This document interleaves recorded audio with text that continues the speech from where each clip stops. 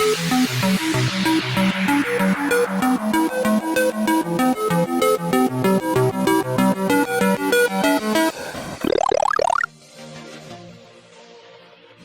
to the S.O.A.P.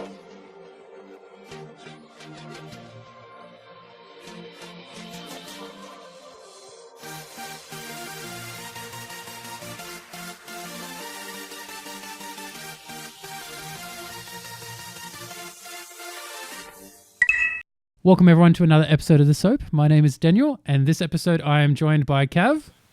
Hello. And Delphine. Hello. Now, if you haven't already read the title, we are talking about Spider-Man Far From Home, not Homecoming, like I may have said in a bad edit. This episode is going to be filled with a few spoilers, so for those who haven't seen the film and do want to keep the plot intact, maybe not the episode for you. We'll try not to spoil everything in the film, but we are going to talk about a lot of things. So I guess firstly, let's talk about what this film is. Kav, tell us what it is. Okay, well, Spider-Man Far From Home is the 23rd film in the Marvel Cinematic Universe, as it's fondly called as the MCU. It's basically about Spider-Man being recruited by Nick Fury and Mysterio to face a bunch of elementals that are attacking Europe while he's on a school trip over there. Makes me a little bit jealous. Like, he gets to not only go traveling to Europe, I've never been overseas, so he gets to travel, plus he gets to be Spider-Man. Like, when does it end for this guy? He has a lot of responsibility, okay? It's not as easy and as cool as it seems, I'm sure. Yeah, that's one thing I don't have a lot of is responsibility, so I'll leave that to him.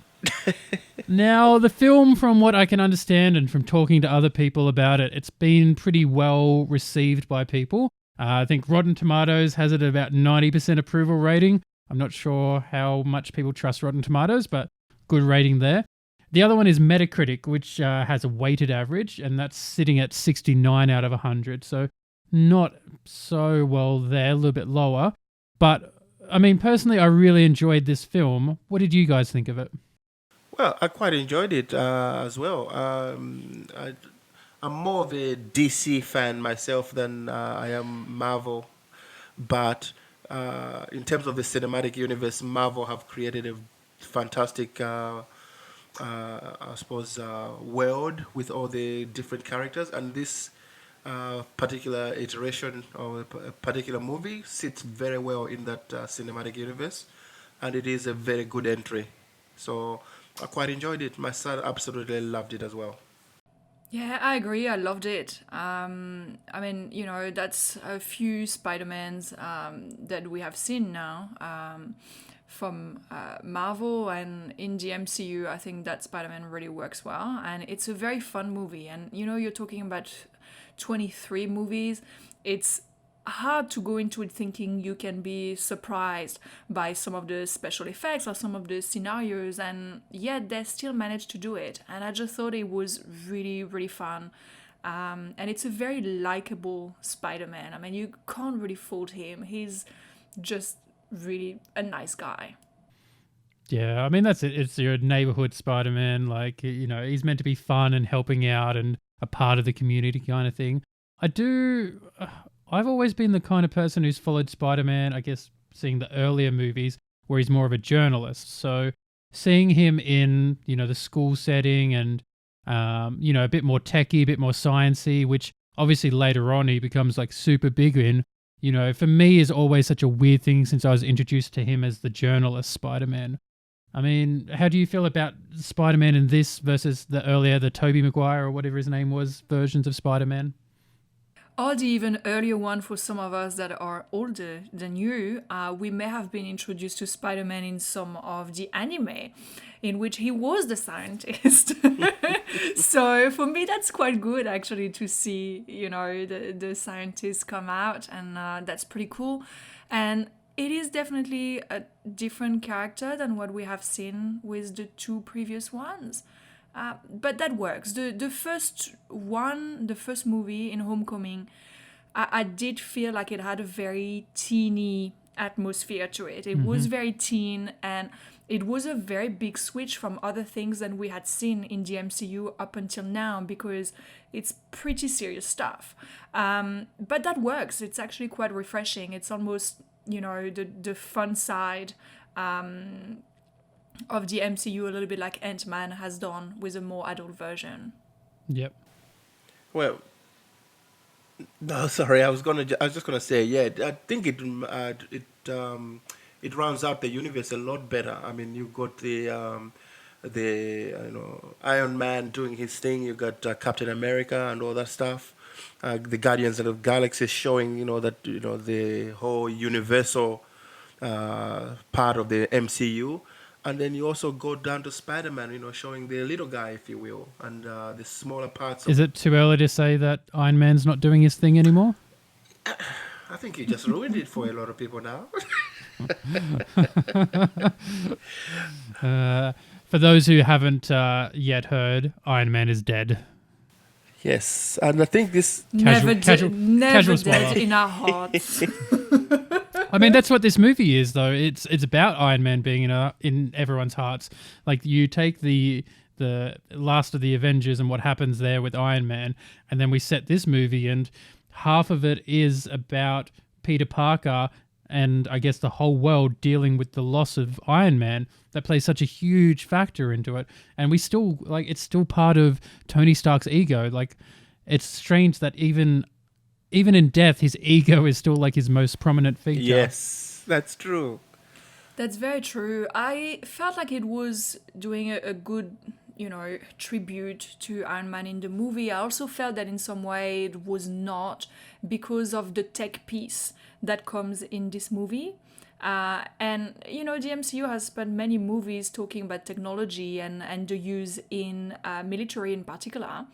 And in there, I think they're taking a very light view at what the Edith glasses can do. And that's, we probably will be able to talk about it a little bit later in more detail. But it's a very strange thing that passing on of such a big responsibility and technology piece to Peter Parker, of all people. After, especially after all the Iron Man movies, very much revolve around responsibility on use of, military technology and technology that can end lives and so on. So I thought that was a great tribute to Iron Man, and in some way almost failing the Tony Stark realizing that he has great responsibility and that he needs to, own better some parts of his technology development. I think the thing that I disagree there on is Iron Man and Tony Stark, there's a lot of responsibility that goes with him day in, day out. But he's never really the most responsible of people. And that's the thing, is he has so much money, he just throws money at things and he can just get things done when he's not being responsible. And I feel like that's the choice to give it to Peter Parker is half of him believing in Peter and half of him also just being really irresponsible. So I feel like it actually fits his character so well that he just did something like that is so irresponsible. Even in death, he's still being the same person, and the fact that he even named it Edith, the even dead, I'm the hero, it shows that irresponsibility he has with everything he does. Yeah, look, it fits the character, but I just felt like the movie does not address it, and maybe those of us that understand that part of Iron Man and of Tony Stark, can interpret it, but I feel like as far as the movie, being distributed and so on, it does not really, Peter only doubts about himself, but no one else ever thinks that, Tony Stark ever did anything wrong, if you want. Yeah. And that, I think, that's missing to me. For me, that's missing a little bit. Isn't that where Mysterio comes from? The fact that Tony Stark did wrong, that Tony Stark was irresponsible, and if he had actually taken things seriously, Mysterio would never have existed? Perhaps. For me, the Edith piece was really where I think there's not enough acknowledgement that is, a failure of Tony in some way to have developed it and then given it, to, as much as I love Peter Parker, he's a child. Well, that's the thing, yeah. And yeah, not only that, I mean, Happy, who's supposedly looking after Peter and whatever, he seemed, he's a grown-up adult. He seemed perfectly fine that Peter had this piece of technology. I mean, Nick Fury actually was passing on the glasses to Peter Parker, knowing what the capabilities were of this massive weapon, and everybody was okay to give it to a young kid, which is amazing. So I think they could have addressed that situation a bit more. I think there's a lot more of the Avengers who could have taken on that mantle of looking after such an important piece of technology. But again, that's belaboring the point. So, but could have been handled better, is what I think. Yeah, I guess it's to feature it in this film is all about Peter Parker, so that's why they've chosen to do True. it this way. And again, the sentiment behind it it is meant to be that it definitely drives the movie forward, and it is central to the movie, and it works in the movie. Oh yeah, it serves the Yeah, it story serves perfectly. it serves the story brilliantly. Definitely not arguing that Yeah. either. We're just Yeah. saying that as a grown up, stepping aside, you think, oh, that's not a very responsible thing to do. But for the movie, it drives it perfectly, and it works very well as a plot device. Yeah, I think the point is that Iron Man, Tony Stark, is looking for something in Peter Parker. And I don't really get why he's so attached to Peter Parker, but the theme there is very clear that he sees something great in Peter Parker and that he wants to make Peter Parker succeed. And so I feel like by giving him these glasses, he's giving him responsibility. He's trying to evolve Peter Parker to take his role and to mature a lot faster than he is. The reality is, though, he's still just a kid, and you should never try and make someone, Tony Stark is how old in these movies compared to Peter Parker? To give him the same kind of responsibility is just way too soon. Yeah. And it's a really nice sentiment that he believes in him and he wants to push that growth, but he's really showing that he's not ready. I understand why he does it, because he looks at himself as a father figure for Peter, and he looks at himself as being there for Peter where his father wasn't for him. So I can see it that way.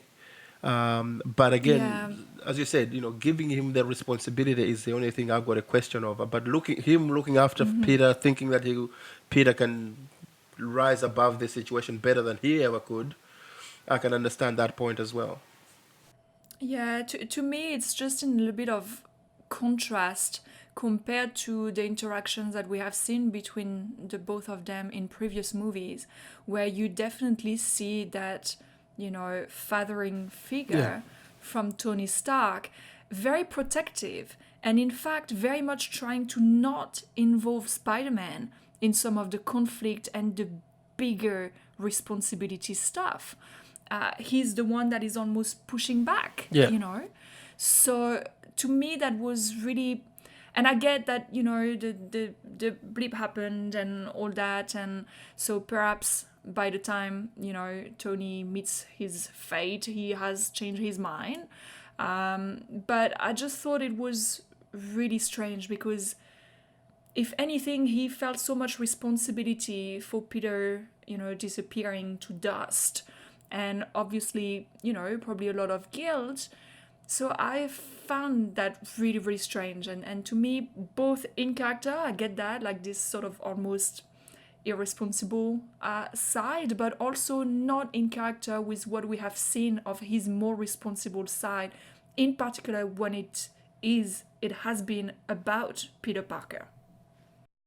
I guess one thing I look at when we're talking about father-son relationships and that kind of stuff is with Peter and Mysterio, that's the whole reason why Peter gives everything to Mysterio is Mysterio shows the same characteristics that Tony was showing him, so he instantly transfers what he had with Tony onto Mysterio, and that's why he becomes so vulnerable and gives everything away. Yeah, and look, that works so well in the film.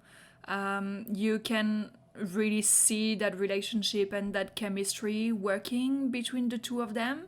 Yep. That you believe in it. And I mean, I think most of us would have imagined, Mysterio is probably not such a good guy. If you have, like me, often done some Google research before going anywhere to anything or seeing who gets cast for what. But that worked really well, that you really want to believe that he is that great person. And as much as the movie wants you to feel that huge gap that Iron Man isn't there, I think Mysterio takes that place so well during these early moments that you almost, you do believe in it. You do think that he's that great guy and taking on that role and is going to save the world. That worked so, so well. Yeah, I mean, it's coming, especially halfway through the film. I mean, that's the thing as an audience, you know how long a movie goes for, and you know if something hasn't been resolved at a certain time, then it's about to be resolved. But you also know on the flip side, if something gets resolved too early, that something is about to happen. Yeah. I loved watching Mysterio as a hero, and I was a huge, huge fan. And it was almost heartbreaking to watch that change. You knew it was coming. You know exactly what's happening in this plot, but you just can't help but be roped in by how well Jake Gyllenhaal does. And I'm going to go out there, big claim, and say that Jake Gyllenhaal is almost as good as Ed Norton. That's wow.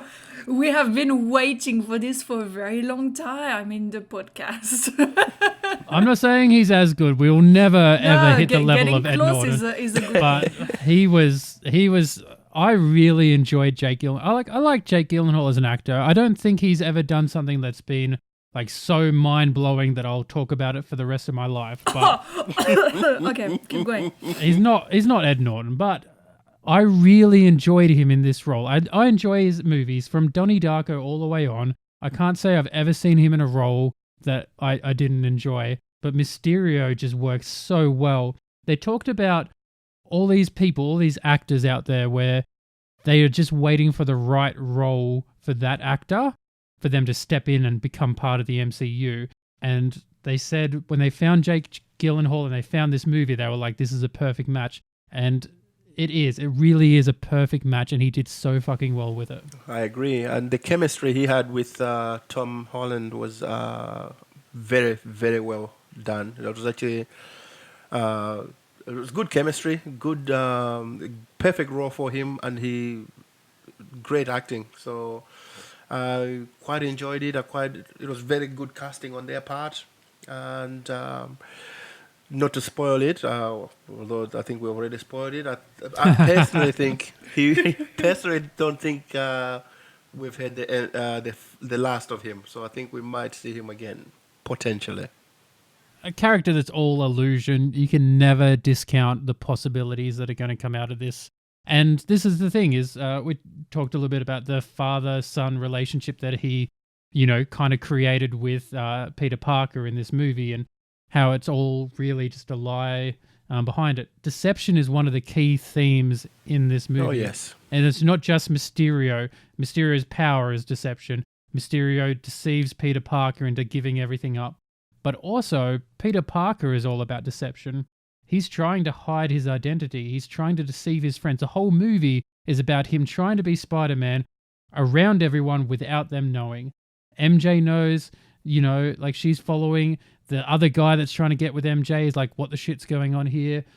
Deception is the key theme in this movie. Yeah. And it was very interesting the ways that they did that. Yeah, and the funny thing is that that whole deception runs throughout the movie and even beyond the movie, which is quite fascinating. That's right. Was it the final cutscene or the middle one that, again shows deception all the way until the end? That, Nick Fury is not who he seems he is.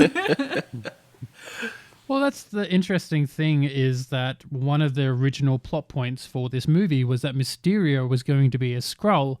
I think it's a good thing that they probably didn't go down that route. But, I mean, I guess that's the thing, is the deception theme is so strong in this movie.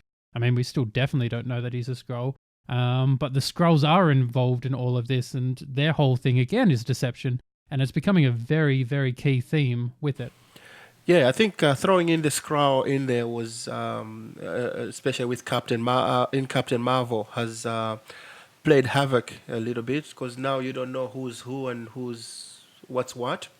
Um, I remember when Captain Marvel first came out, there was some speculation that Nick Fury might actually be a Skrull, and it's funny that it kind of turned out that way, kind of. But yeah, there's been rumors abound that some of the Shield agents are not actually who they claim to be.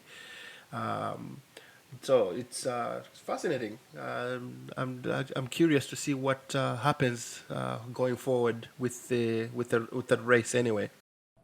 Yeah, I'm quite glad though that they didn't go there with Mysterio. I enjoyed that they, used the Quentin Beck iteration of Mysterio, which is the original one from the comics. And although, not an actor and specialized in special effects, I think that the arc that they gave him in the movie worked really well in being disgruntled after working with Stark and so on. That worked well, and that made it more believable why he would go to such length to gain power and so on. So I thought that was really great, and I'm quite glad that they didn't go with a Skrull version.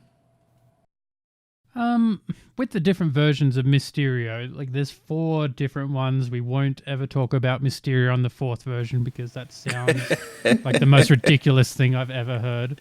But Kevin Smith did one of the versions of Mysterio. Now, Kevin Smith is a brilliant director. Like some of the stuff he's done has been absolutely brilliant. He works like heavily in the comic book industry and that. Why is he not doing more of the directing and that in these MCU films? I'm actually curious at that as well. That he hasn't been given the opportunity to put his spin on the MCU. I know he's got a podcast. I'm not sure if he has actually discussed this scenario with anybody or addressed it in any way. But I'm very curious to find out why he hasn't done anything with it. Yeah, like for someone who's always asked, who talks about it, who's like his claim to fame was selling all his comics, his prized comics that he's still to this day never got all of them back, to make a film, to then go on to be comic book writing, film directing, everything. He does do like some of the production and stuff like that with it. But I really thought that for the MCU, they would have found him his film. And this is another example of he's done Mysterio before. He's done enough of this universe in comics that it's kind of time for him to have his own film and see what he really, really can do as the primary director and writer. Well, as I said, from my point of view, I just say I haven't actually. Now that you've brought it up, I'm actually very curious because I don't know whether he has addressed this particular situation. I know he always talks about whenever a new MCU movie comes out, he's always doing a breakdown of it. He's always talking about it. He's always saying what he's excited about. Talks all about the elements of the movie and all that stuff. He's always talking about it. But I'm curious to see why he hasn't actually been invited to do it, or why he hasn't expressed an interest in doing it, or whether there's something there that's happened behind the scene that has prevented him from being able to get involved in it.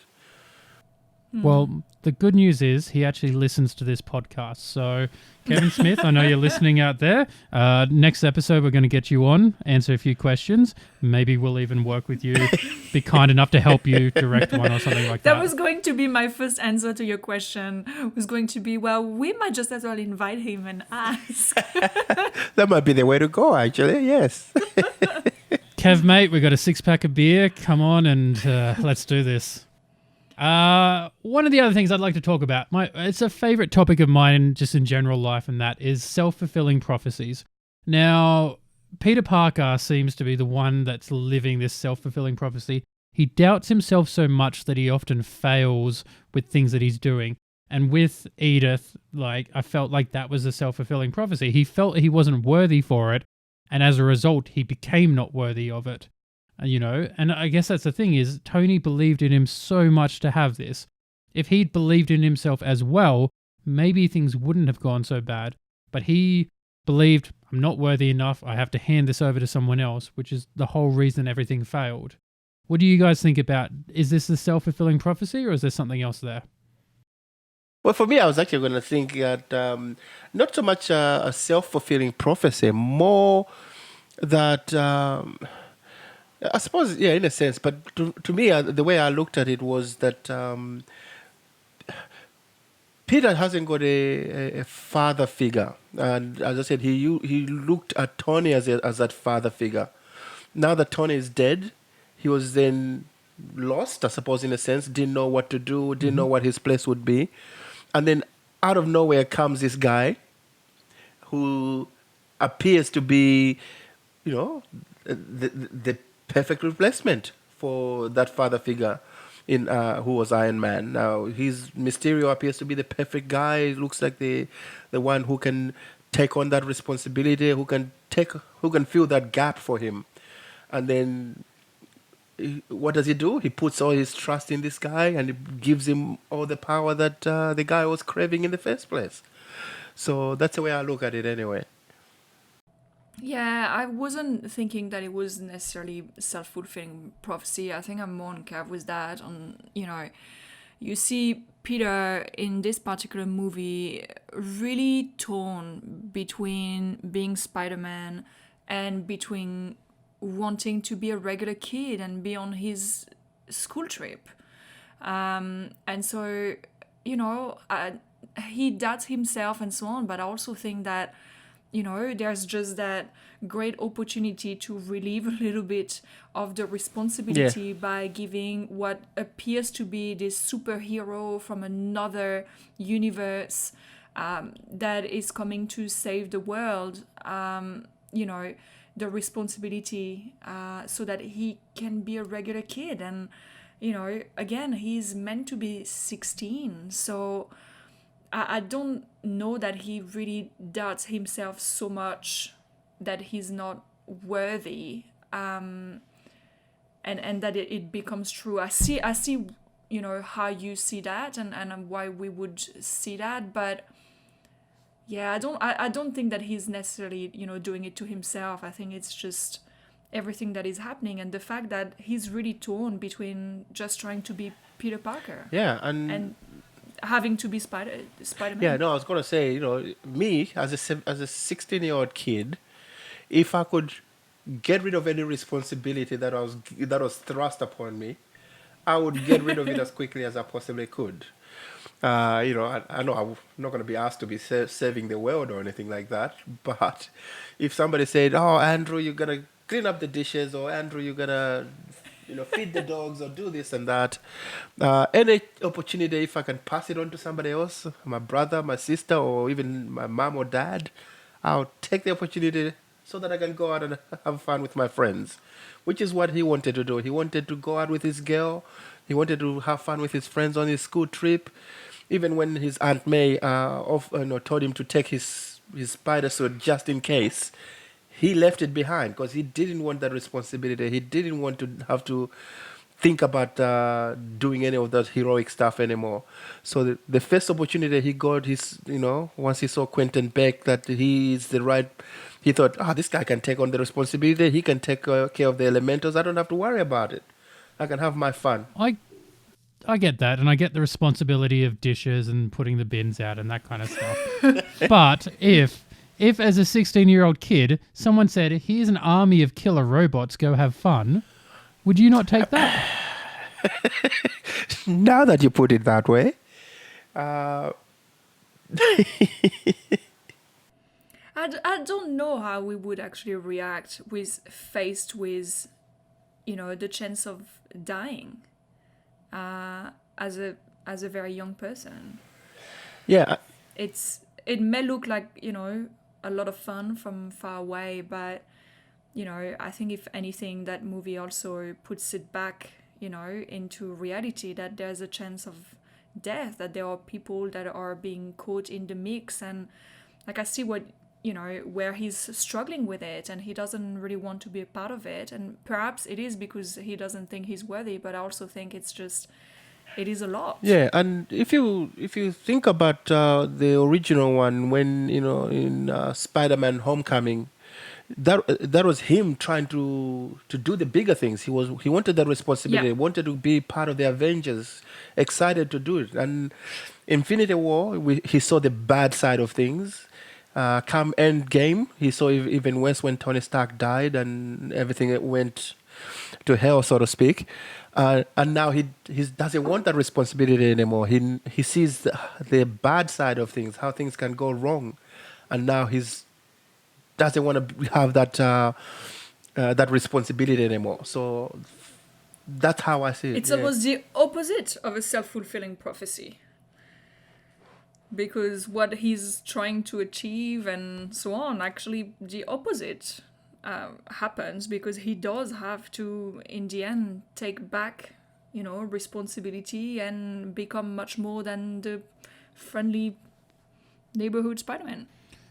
All right. Well, side note, the Black Dahlia, big plot point for the movie, right? It's broken by the time MJ gets it. Is that a message? Is that saying something about their relationship and the fact that being Spider-Man breaks their relationship? I didn't see it like that. I thought it was a good way to, show that she's not material and it's the intention that she likes more. And I think that is, something that they probably wanted to touch on. And I mean, it makes sense that the thing is broken. I can see what you mean by that as well, because I mean, that's one of the reasons why Peter Parker doesn't want to reveal his identity, because he worries about what will happen to his friends and family.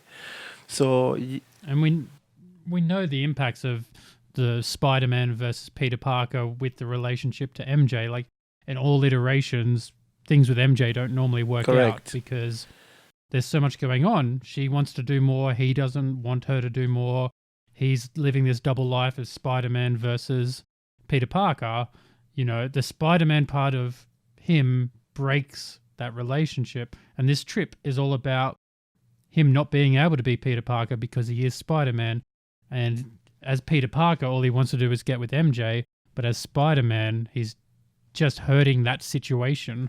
He's protecting the world, he's saving everyone's lives, but he's killing his own personal life during it. And that's the broken. For me, I felt like the Black Dahlia was saying, as Spider-Man, it's broken because I'm Spider-Man. Like the sentiment's still there. It's still going both ways. But as long as I'm Spider-Man, this is broken.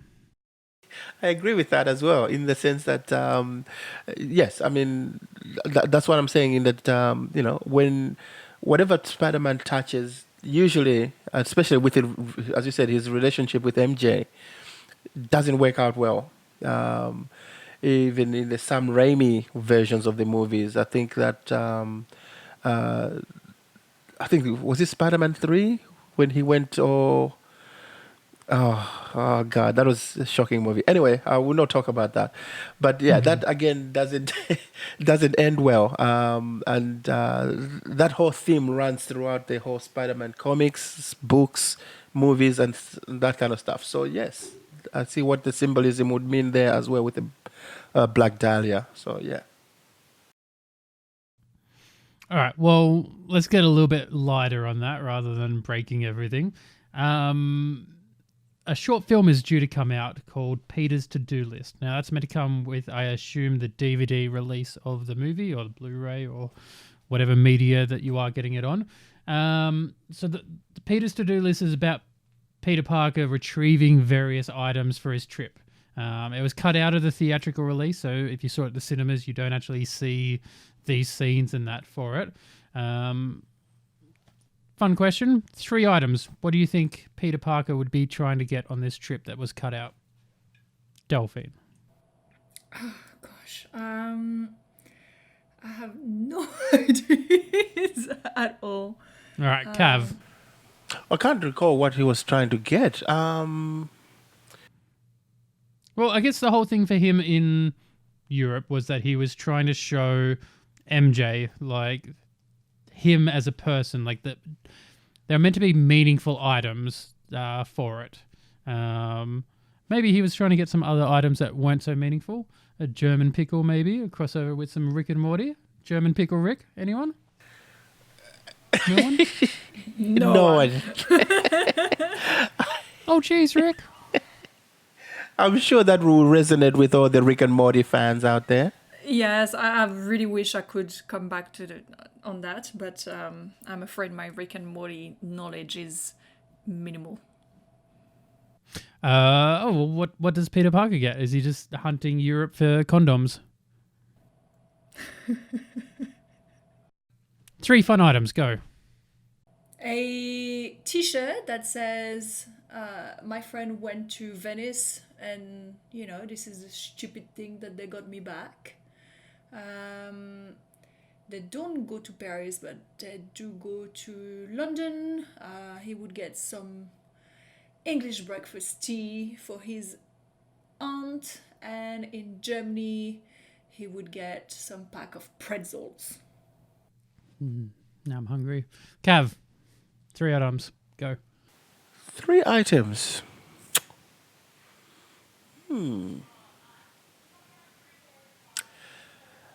A football from the European Champions League in Europe is what I would think he would get, because he's a big Liverpool fan like I am.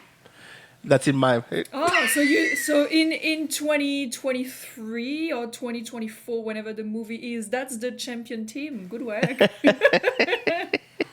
Well, that's what my Peter Parker would do. That's exactly what he would do. Sure. So he's bringing it back to you on his to-do list. It's all about me. That's the important thing. It's all about me. I see that. So 2 other things that Peter Parker would get. Obviously, he would get some flowers, obviously, for his lovely lady. And, good Lord. I know he's a big Star Wars fan. So something Star Wars-y. Oh. Now, what would he get from Europe that is Star Wars? Well, the jet does blow up. Maybe he needs the Millennium Falcon to replace it. That might be the way to go, yes. No, I'm going with condoms, a German pickle, just so we can cross over with Rick and Morty, and a spider pig. That's Yeah, what I believe Spider a Pig is a Spider-Man good was. one. Talking about Star Wars, who do you think Tom Holland thinks Mace Windu is? Knowing the fact that he also knows Nick Fury, that is a bit meta. I love it. So maybe the first few movies do not exist in the MCU. Now, that's definitely a universe I would like to be in. Could we see Spider-Man and Jar Jar Binks team up? Please, no. Don't ruin it. Me's are like this.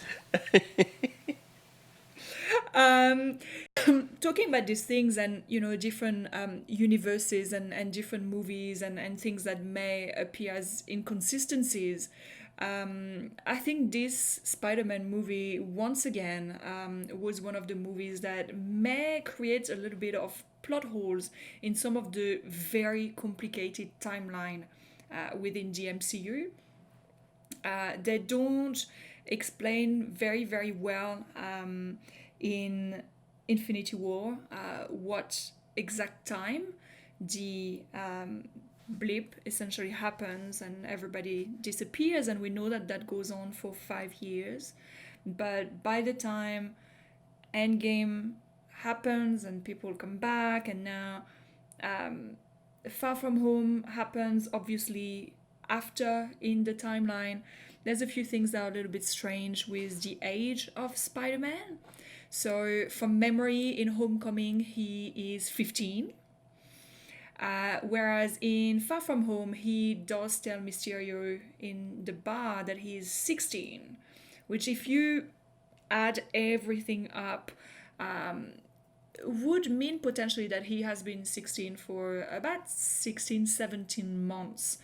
Because Spider-Man with the school years, the way that it is organized gives us a good idea of when in the year the movie is meant to happen.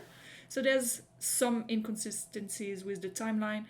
It's all incredibly complicated. There are some great articles. If anyone searches for that and wants to know, just post a comment. We'll be happy to put a link there. But once again, that just shows how complicated all this stuff is. Another thing that's really interesting in the movie is that one of the ways that Mysterio explains why he's there and what the elementals are doing and so on is that he talks about the multiverse, which at that point in time we think, this is so exciting, the multiverse is real. And for me that was really fun because I loved Spider-Man Into the Spider-Verse anime that came out earlier in the year. Turns out probably there is no multiverse because Mysterio lies the same way that he breathes, but I thought that was quite cool as well and made me think for a second more than the MCU was going to be even more complicated if that was possible. One of the other inconsistencies, and this was like a really big one for me, a friend of mine told me that Spider-Man Into the Multiverse was on Netflix, but it's not. It was on Netflix when I was in Indonesia, so it was not a lie. I just want all our listeners to be very careful of the facts that Delphine's providing them, because if you check Netflix in Australia, it's not on there. Delphine aspires to become Mysterio one day. I hope that I am as good looking as this version of Mysterio. Sorry, I had to say it. I mean, that was a very interesting part of that movie because, you know, myself, I'm too old. I don't go for Tom Holland like he's a child. But Mysterio, hello. Almost as good as Ed Norton.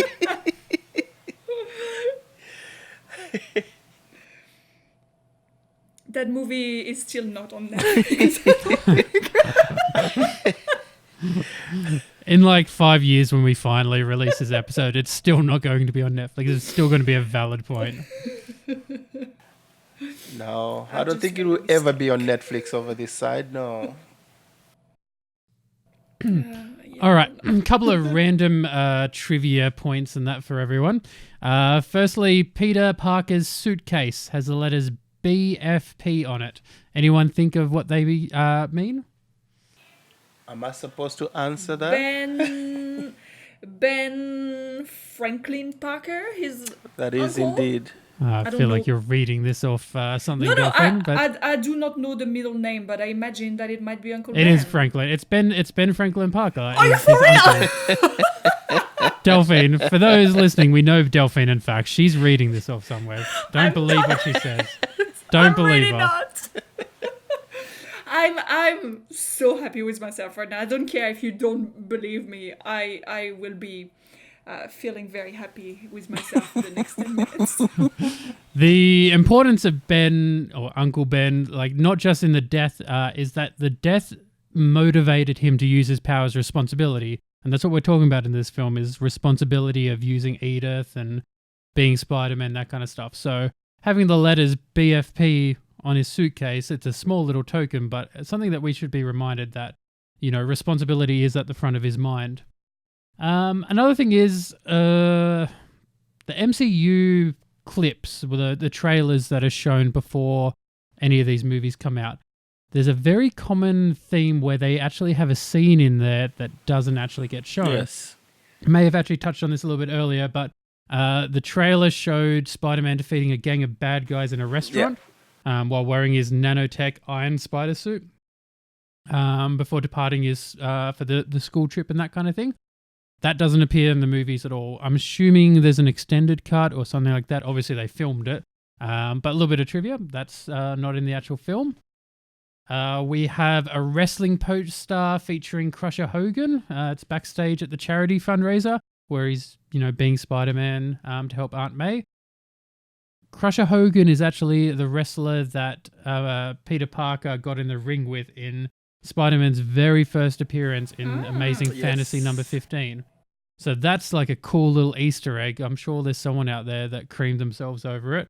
It's like, yeah, throwing back to all the way to the original one. Yes, I creamed myself because I know that it was Randy Savage who played the part in the.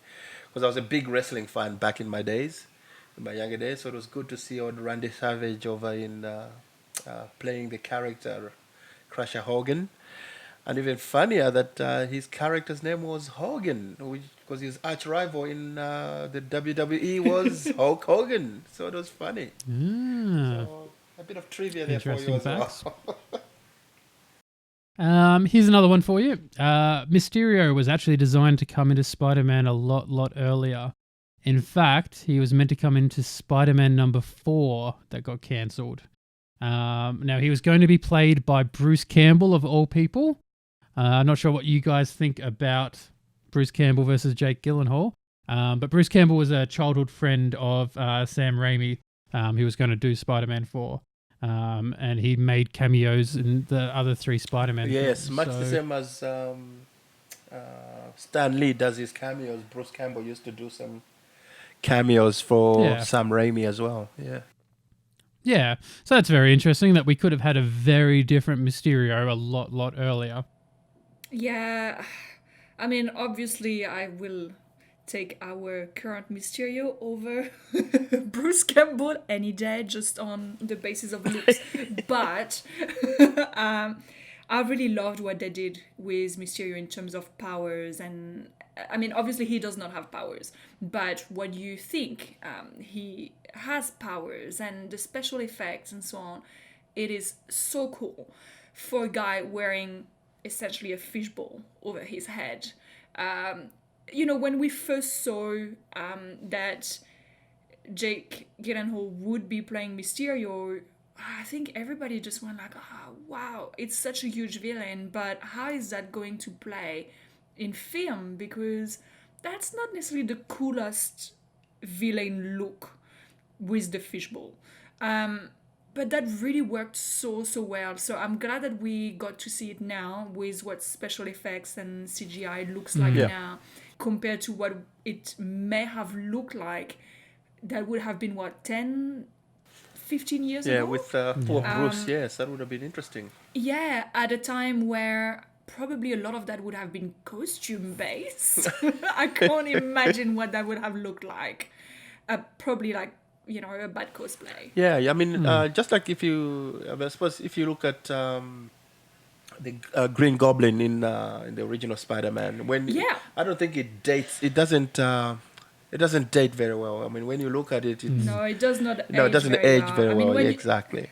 at the time it looked okay, but a lot of these superhero movies from back then, and that's where I think the MCU has, the current timeline and all the movies have really benefited from all the CGI and the special effects.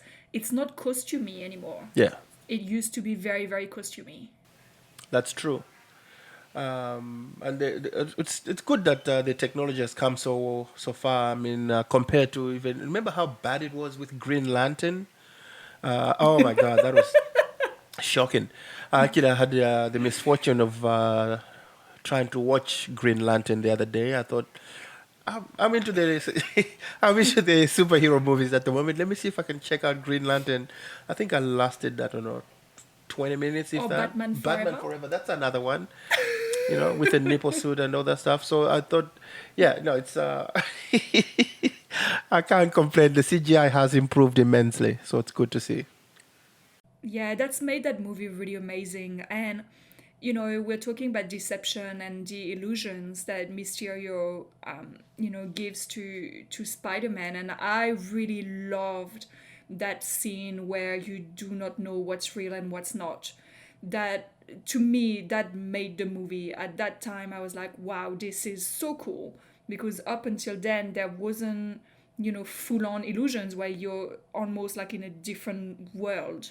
And that was really great. And again, I think without the CGI and the special effects that we have now, that would not have worked so well. And that to me was a almost turning point in the movie, that it just really, really worked, and that made Mysterio his ability to create these things much, much better on how he literally just, I don't know, almost gets into Peter's mind. All right. Next fun fact. United Airlines, they have a safety video tie-in with Spider-Man. Actually has Ned, so Jacob Batalon, in it, and a tribute to Stan Lee.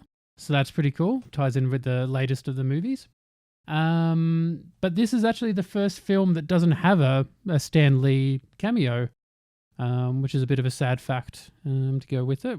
We're so used to it. That's 22 films in a row that had Stan Lee? Yeah, and I was under the impression that he had filmed so many in advance that I really expected to see one in this one. Yeah, I think Endgame was the last that he filmed in advance. Well, so, I agree with you both. I remember the Russo brothers said that he had filmed a whole heap of them. However, they did say that Endgame would be the last one we would see of him. Yeah. So although he filmed some, but they never completed all of them, or they want suit the next upcoming movies or whatever. But Endgame was definitely going to be the last one they were going to put him in. Another fun fact, Tom Holland actually wanted Jason Momoa in the movie to play Kraven the Hunter, of all characters. Would have been interesting, and I don't know the exact rules between DC versus MCU these days. Yeah, I know there's still rumors floating around about the third movie, which they're saying that possibly Kraven the Hunter might still make an appearance in that one. Talking about appearances and that, Jake Gyllenhaal, it's not the first time that he's actually been associated to Spider-Man. He was actually going to replace Tobey Maguire in the very second Spider-Man movie. I believe Tobey Maguire got injured. He was filming Seabiscuit at the time. He got some kind of injury that was going to put him in peril of not being able to film Spider-Man 2. But apparently he got healed up just in time to actually film it. Otherwise, Jake Gyllenhaal was actually going to step into it. On the flip side, speaking of villains and that, Matt Damon was actually going to be the villain in this movie, and he turned it down. Interesting. I've got a fun fact. Yep, go for it. Tom Holland made this joke that in Spider-Man Homecoming, that was filmed very, very far from his home, and Spider-Man Far From Home was filmed just a few kilometers from his parents' house. That is actually so true. Him being so British and all. That's actually very, very true. I didn't think of that one. I like that. Here's another one for you.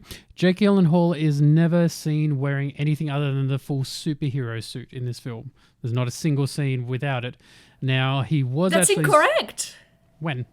There is a time where apparently we do see him in his dad outfit in one of the back. Yes. In the back scenes. I saw that somewhere. If you think of Captain America Civil War, well, they don't actually. This scene. Do you remember the Tony Stark has got a memory. He's at MIT, and he's showing off this virtual reality technology, which Quentin Beck actually designed. So they show a shot of him in a suit or something, but he's not in costume. So you're right. It is one of the memory. So one of the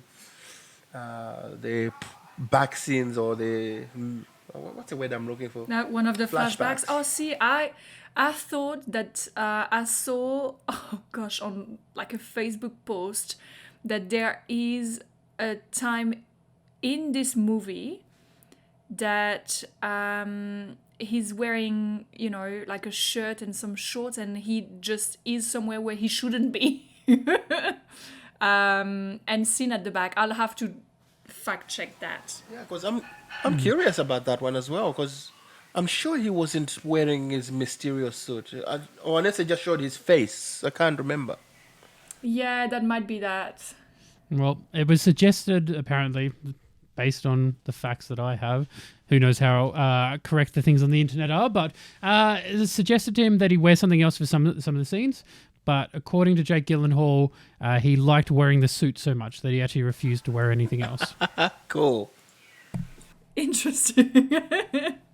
I mean, let's be honest. The suit suits him. I feel like you would have preferred him without the suit on. I will neither confirm or deny this information.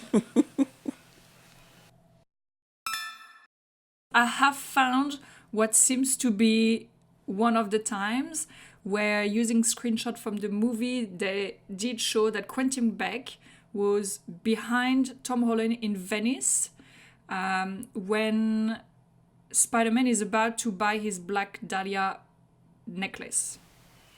Oh, really? Wearing normal clothes. Wearing normal clothes. Let me send that to you. You know, there was a scene I remember. I thought I saw somebody looking at him, but I wasn't sure whether it was that's a character I saw out of place. But I'll have to look at that. He's wearing a Hawaiian shirt and a hat. How are you meant to see that? I don't know who saw that. Literally, like, I definitely can say that I saw that on Facebook. funny. I did not see it in the movie. No way. I mean, I missed most of the Easter eggs anyways. I just question the people who sit there watching and this is what they see out of a film.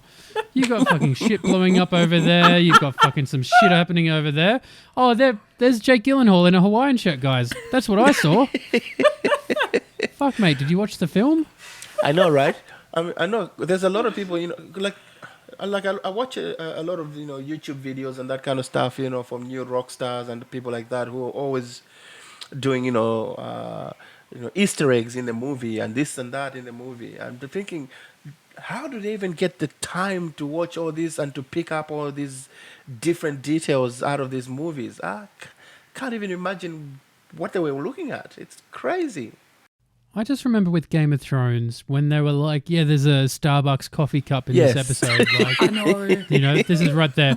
So I heard that before I watched the episode and I was like, yeah, guys, like this is happening, cool. Watched the episode, did not see the fucking coffee cup.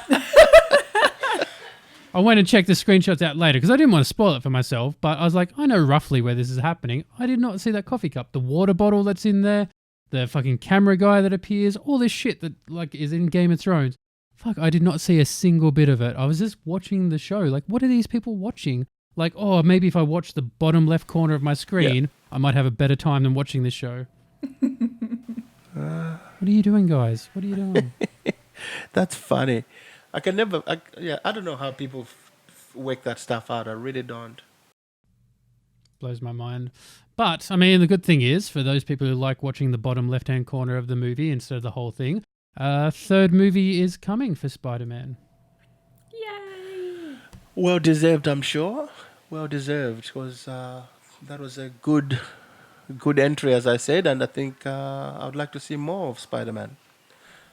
And it'd be really interesting on the premise of what happens at the end of the movie and in the extra scenes, because, they're going to have to explain and do a lot in terms of plot from the moment that not only people might think that Spider-Man isn't such a good guy, given, the illusion and deception that they have seen from a different sort of camera angle prepared by Quentin Beck. And then the other thing being that eventually he also reveals his identity.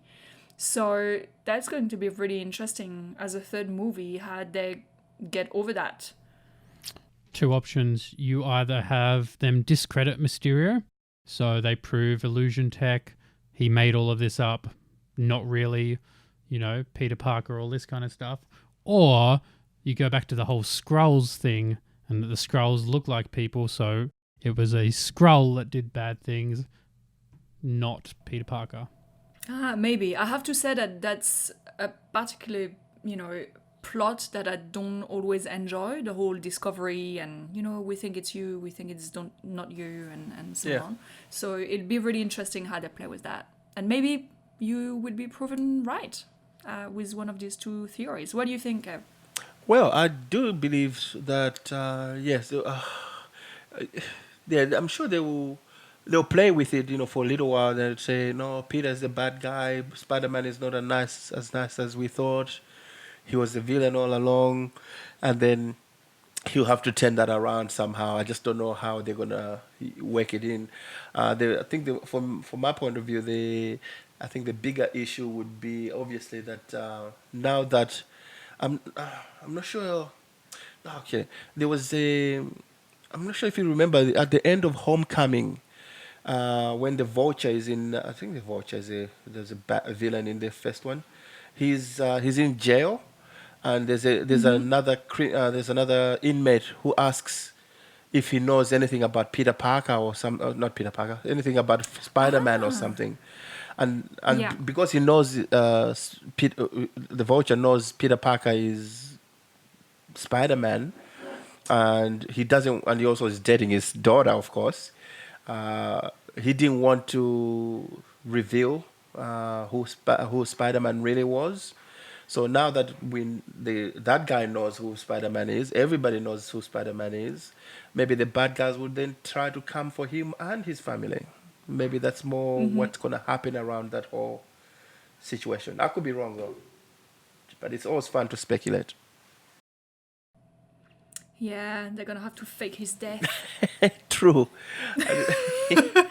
I know, like one of the previous, comic book storylines whereby Peter Parker's identity is revealed. One of the things he had to do was strike a deal with the devil, the actual devil, in order for him to erase the memory of everybody remembering what his secret identity was. So that was Wow. it was one of the most out there plot lines, but I doubt that's gonna happen. Well, Dan knows a few from Mysterio as well.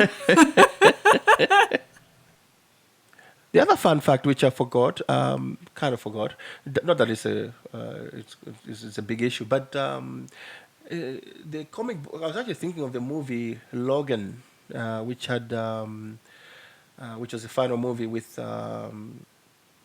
Hugh Jackman in it. They alluded to the fact that he killed a lot of the X-Men and all that stuff in it.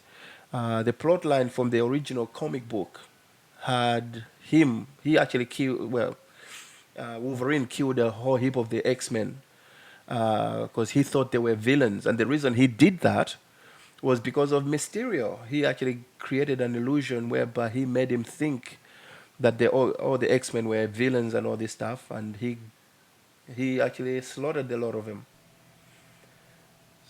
Oh, cool. Yeah. I mean, Sounds like a nice guy.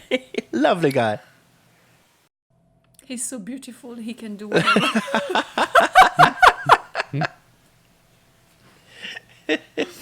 It definitely seems to be a theme. Like, if you're evil but good looking, it's kind of okay that you're evil. We can forgive the evilness. This is fiction. I am allowed. What do you fantasize about? Well, I think I picture a really evil guy killing everyone, but he's really hot.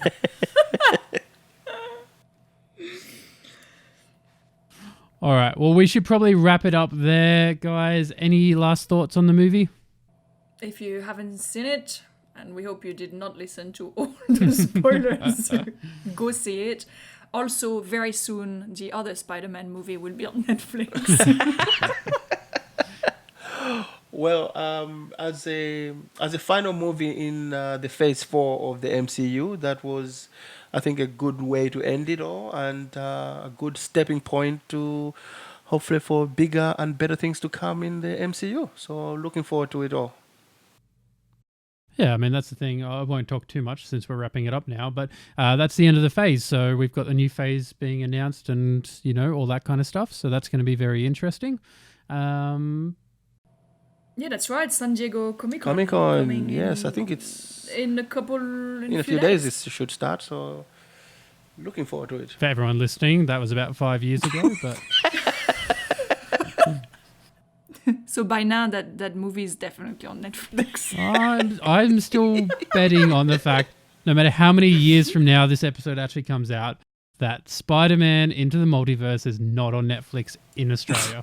It'll be on Stan because that's where all the Marvel movies are. Yes, actually. that's true. You Unless said Netflix. That was you were very specific. and It was there. unless the Disney streaming service comes to Australia at some point, in which case I'm sure they would want their own app stuff on their own channel. So we shall see. Yeah, although to be very honest, I'm not sure to what studio the anime belongs. Oh, good point. So I am actually not sure whether it is part of the same full franchise or whether another studio did it. Happy to check if we need. Probably will. But Yeah, curious I'm too. not That's sure. a good question. That's a good point, actually. Yeah.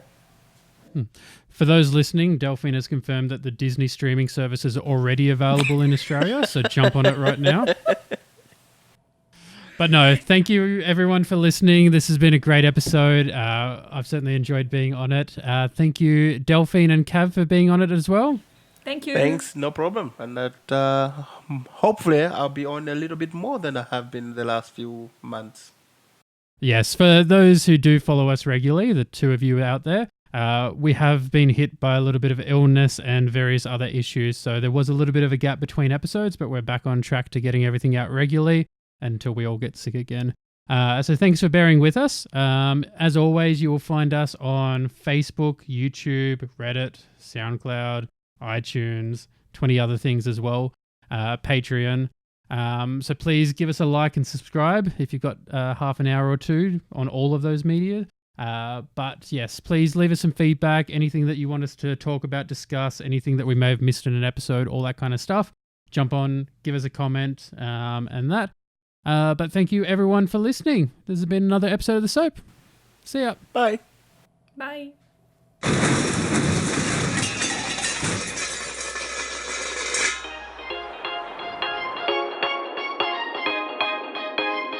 You have been listening to the S.O.A.P podcast. Join us again soon for another episode, and don't forget to hit us up on all the social media platforms because we love hearing from you.